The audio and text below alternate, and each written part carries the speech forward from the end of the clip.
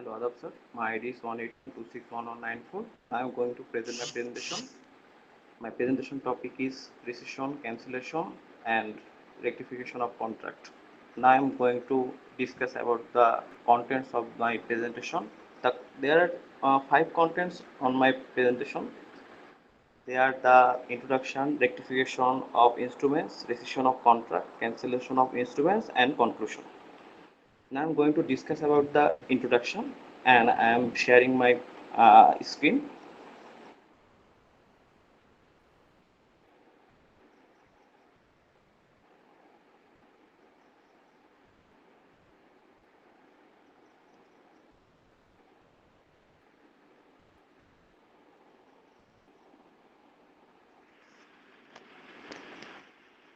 Introduction. Specific relief is a form of judicial redress. It belongs to the law of procedure. It is a legal redress which a plaintiff seeks through a civil court. In this kind of relief, the contractual party is compelled to do or refrain from doing an act. The laws also provide for certain reliefs to the parties to a contract in cases where a contract can be held questionable under law. Such relief are the rectification, rescission, and cancellation of instruments, which has been mentioned under the Specific Relief Act 1877. Now I am going to discuss about the rectification of instruments. What does it mean?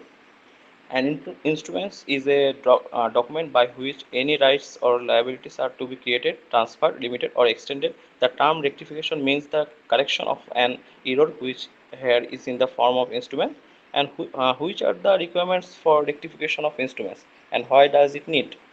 Now I'm going to discuss about it. There are some requirements. Their fraud or mutual mistake of parties in contract may put it in situation where it may not express their intention. There cannot be rectification on the basis of unilateral mistake not amounting to fraud. A mutual mistake can be established by any one of the parties to a contract if proved fraud or mistake in framing instrument and court ascertains the real intention of the parties may in its discretion rectify the instrument. And there is the limitation period to file a suit for rectification of instrument. The time limitation of filing a suit under section 31 is within 3 years from when the parties were acknowledged about the mistake of fraud. Now I'm going to discuss the rescission of contract. What does it mean by rescission?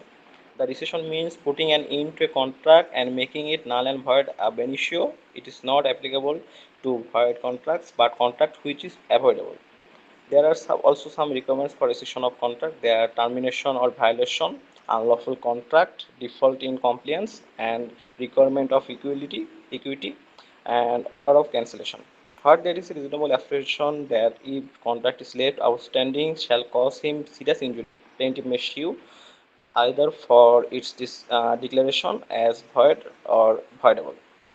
There are also the limitation period to file a suit for rescission of contract. The time limitation of filing a suit under section 35 is within 1 year from when the parties are acknowledged that the contract is terminable and viable.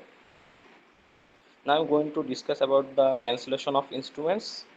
The meaning of the cancellation of instruments means the nullification of a written document which is proof of a transaction between the parties that are part of the transaction. There are also some requirements for the cancellation of instrument.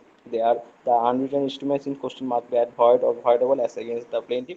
The plaintiff must have reasonable apprehension of serious injury from the instrument being left outstanding. The court should consider if reasonable and proper to administer the protective and preventive justice asked for. If this condition is satisfied, the relief that can be given are adjusting the instruments to be void or voidable, ordering it to be delivered up and cancelled. There are also the limitation period for cancellation of instrument.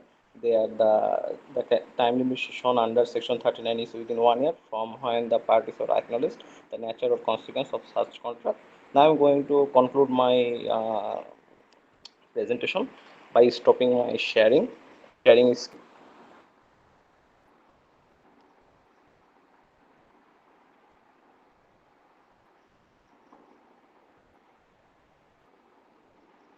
the conclusion part is the most important part for every presentation that conclude the overall idea about the presentation.